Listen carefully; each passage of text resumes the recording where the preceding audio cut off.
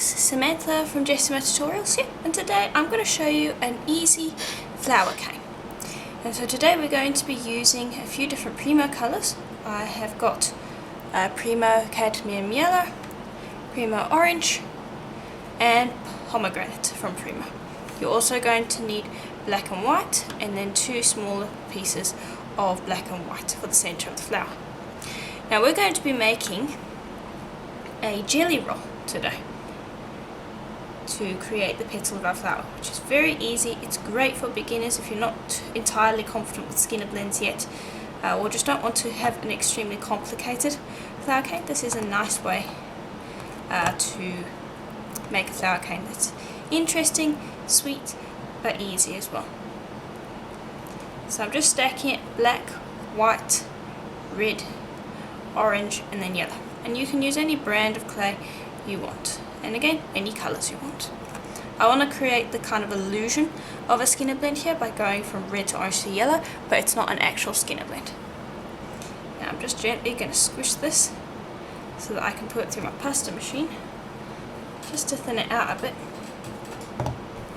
And actually we don't need to put it through our pasta machine, I'll just flatten it out a bit with my roller before we roll it into our jelly roll. And for each of these colours I'm using about 1/4 of a block of Primo, for those of you who are interested. And each piece of clay, each colour, has been rolled out to about 2 millimeters thick on my pasta machine, which is my thickest setting. There we go. Now just gently press in those sides.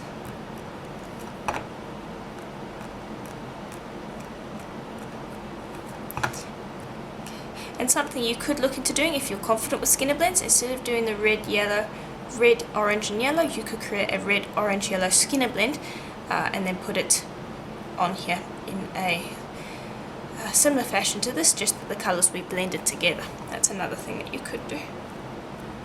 Okay, now I'm just going to continue stretching this out until it is long enough for me to roll it up.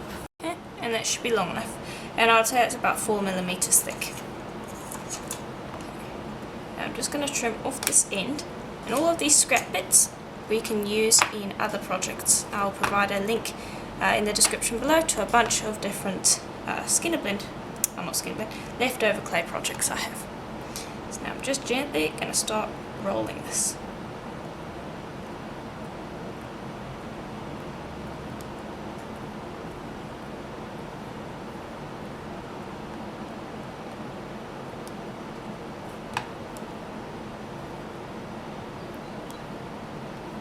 So.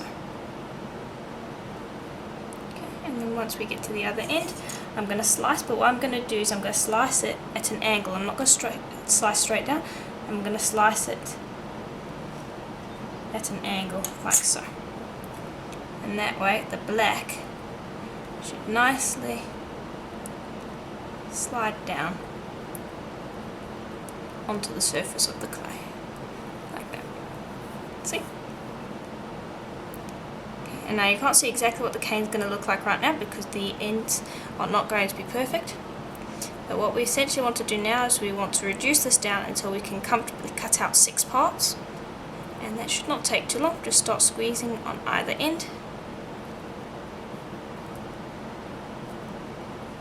Like so.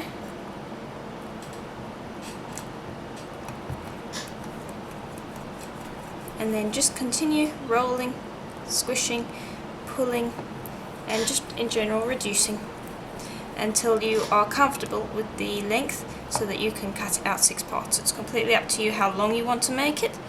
Just remember that each of the 6 pieces, however long they are, is how long your cane is going to be, so don't make it too short so that you're not comfortable reducing the cane. And I'll explain that later, it's a little hard to explain now. But there you can see that that's reducing quite quickly. I'd say that that's probably long enough. Now I'm just going to gently press on these edges and slice, and now it's still quite soft, but you can see it's going to be quite an interesting cane. So slice again, you can see a little bit clearer what that's going to look like, but again it's quite soft, so you're not going to be able to see exactly what it looks like. and these make great leftovers, so keep those. Okay, I'm just rolling it out so that it looks to be about the same thickness throughout. Okay, now we're going to cut out 6 pieces. So I want to cut this in half first.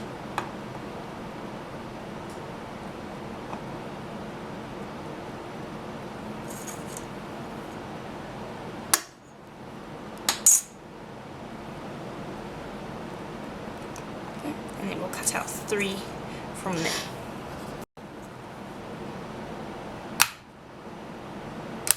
I'm just going to trim these edges here.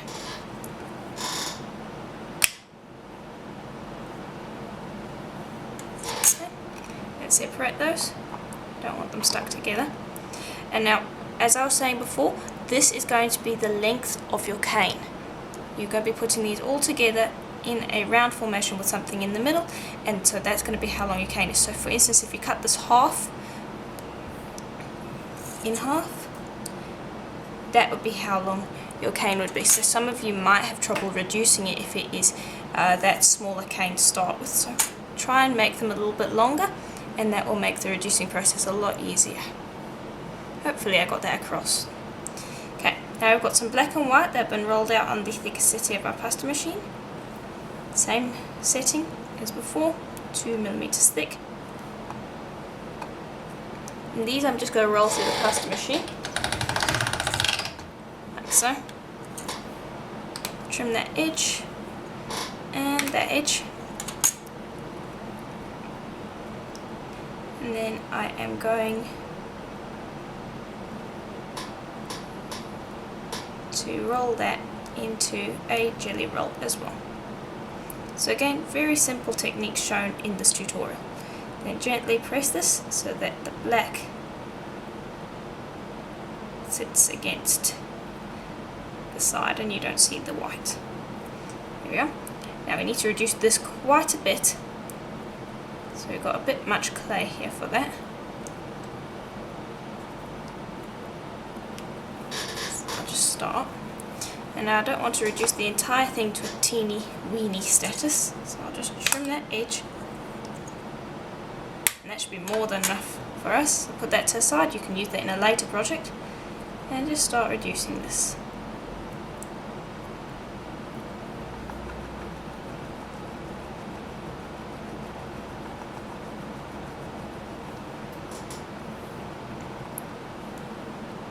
There we go, put that to the side and we'll worry about that in a minute. Now these ones, find the part of the jelly roll that is the end. You can see the little tapered end, and pinch that.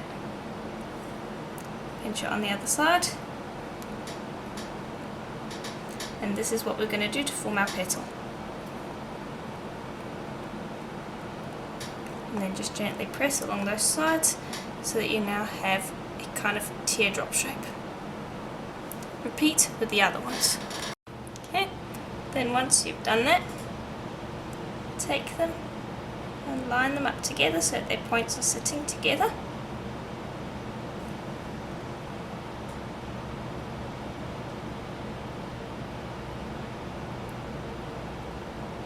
Okay, that's one. Do the other one.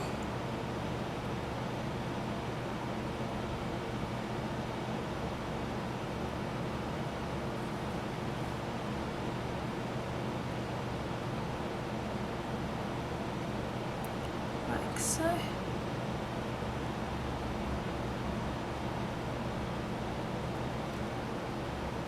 So you can see they're going to fit together like that. I just want to check on the other side that they sit right. Yes. Okay. And now we've got a little hole in the middle there for this to sit in. So let's reduce that down to the right size.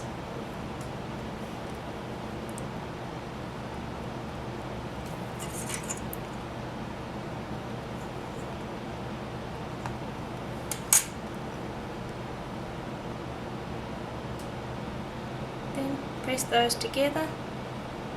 Make sure to line it up correctly. And then I'm just pressing around the edges just to get it sit together. Okay, Okay, now it might not look that great at the moment because these edges are all smudged, but it will look much better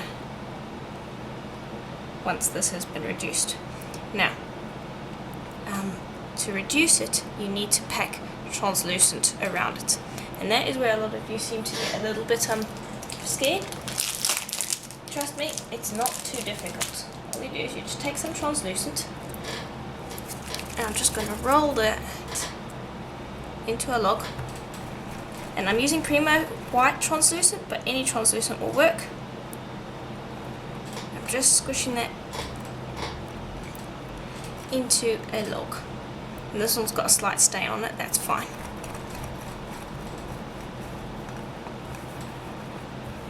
Okay, and just roll that out. Like so. And then just pinch a shallow triangle along its length.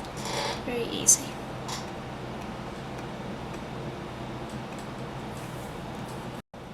Okay, then when you've done that, you're going to cut lengths.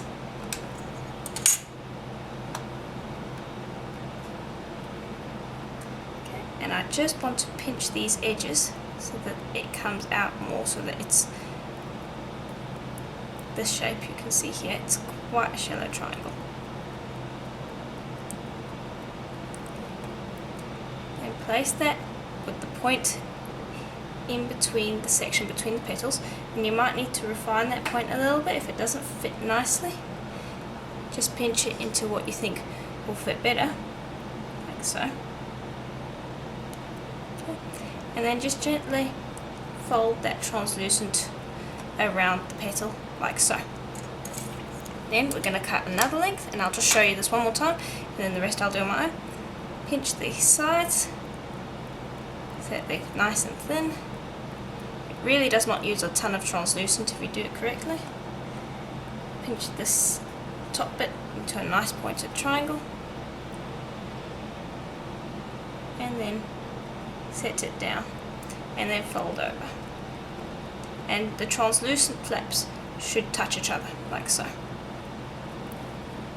There you go. You can see, very easy.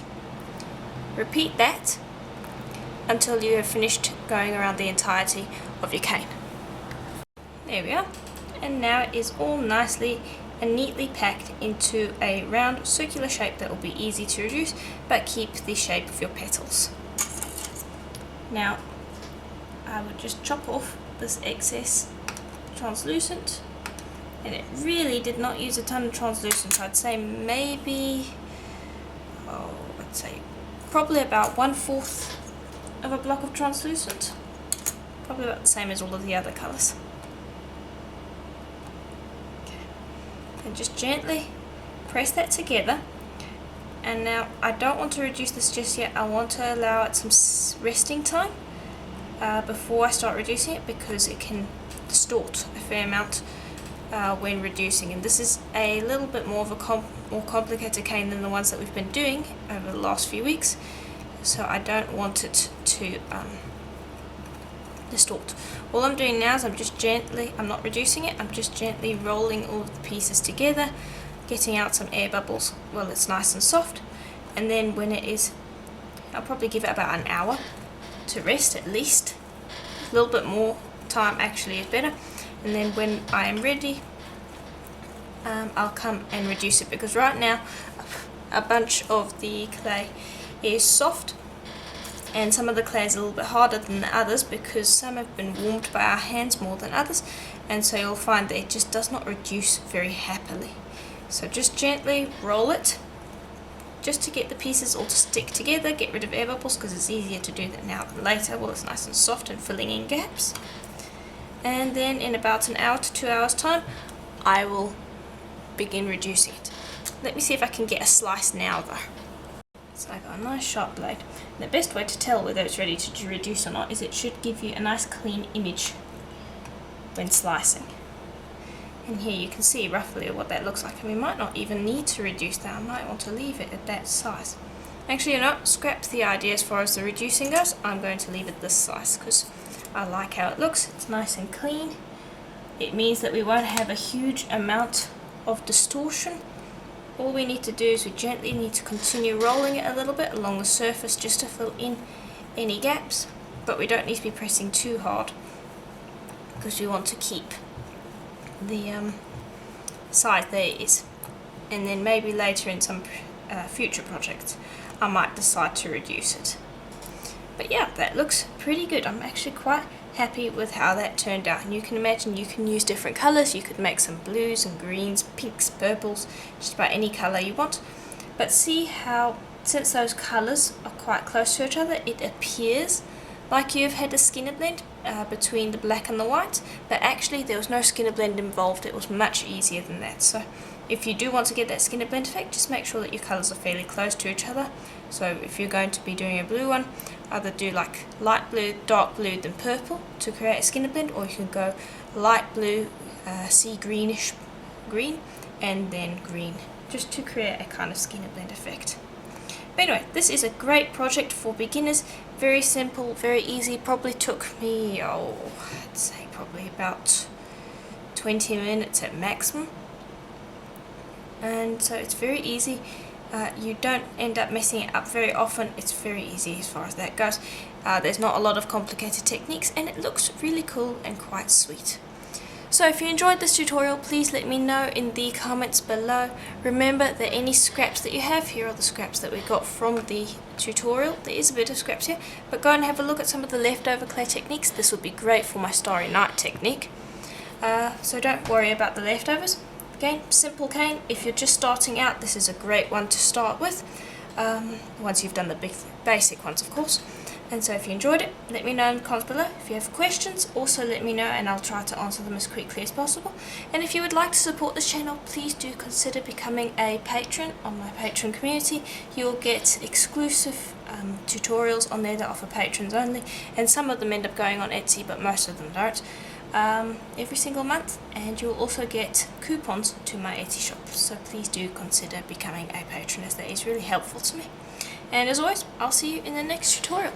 Bye for now.